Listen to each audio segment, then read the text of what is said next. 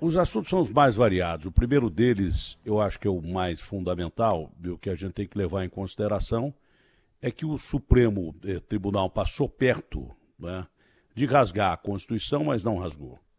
Essa história de reeleição, tanto do Maia como do Alcolumbre, eram termos que não deviam ser nem discutidos. A partir do momento que está escrito no regimento e na lei pétrea da nação, você não pode discutir uma coisa para ser mudada no meio do caminho, uma regra a ser mudada no meio do caminho. Senão deveriam ter mudado também as eleições municipais. Não é?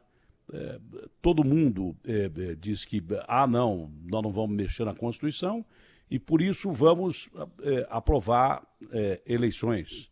E as eleições colocaram o país muito mais em risco do que, obviamente, naturalmente, apenas uma eleição.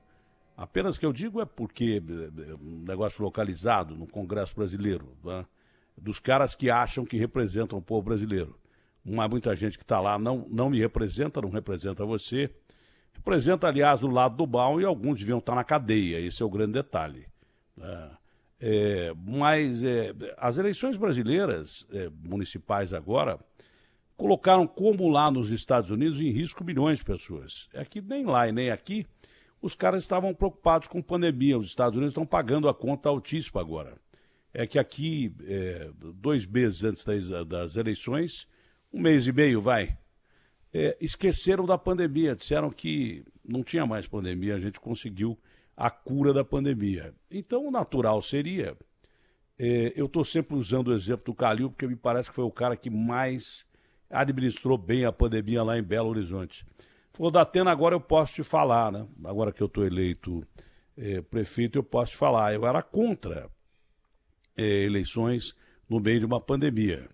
Diz a ciência e o foco, e lá ele observou a ciência e o foco, não fez hospital de campanha, não gastou zilhões com respiradores, nem com EPIs que não chegaram, não se corrompeu e não deixou ninguém do governo dele também se corromper, apesar de contratos emergenciais que estavam em vigor. Lá ele tratou a pandemia de uma forma tal que ele foi eleito no primeiro turno com a maior diferença para o segundo colocado no Brasil.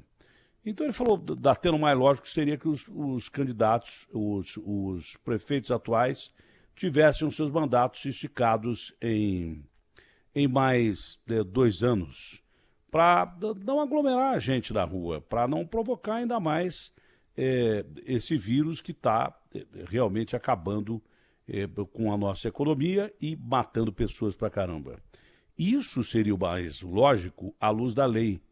Só que aqui não. Aqui no Brasil, né, de uma forma geral, aqueles que criticaram o Bolsonaro fizeram tudo igual o Bolsonaro fez lá no começo, andando sem máscara, fazendo campanha e provocando aglomeração. Todos eles que foram para a rua e fizeram campanha. O Calil fez campanha da casa dele.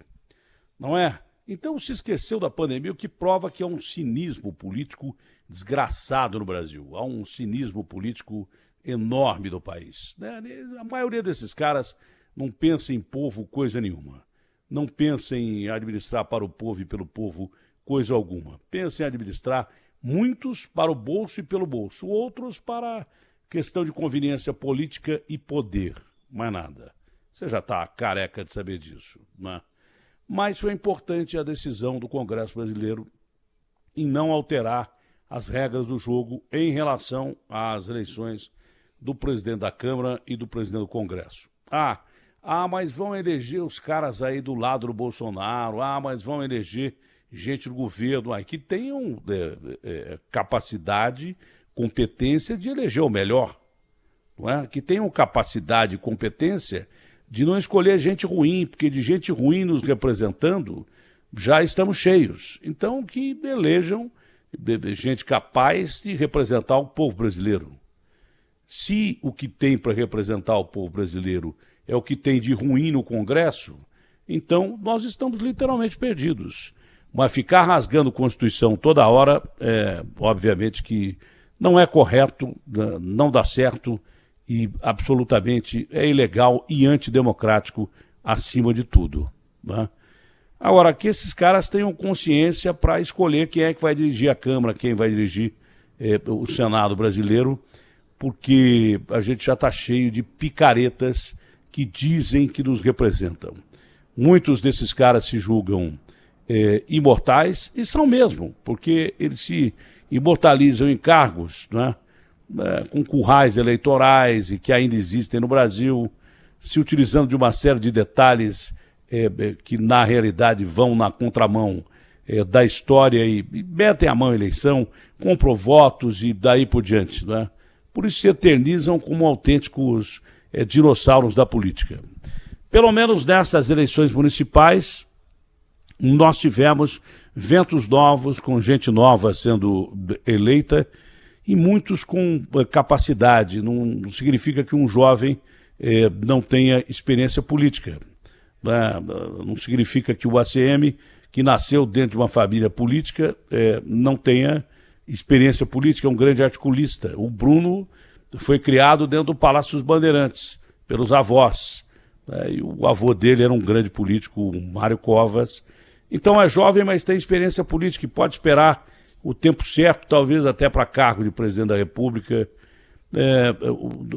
O filho do Eduardo, que nós entrevistamos aqui, um garoto também, lá no Recife, tem gênio político, e fala com a capacidade, como o pai falava, e entende de política. Então a gente está elegendo muita gente jovem que, ao lado de políticos experientes bons, talvez salvem a nação.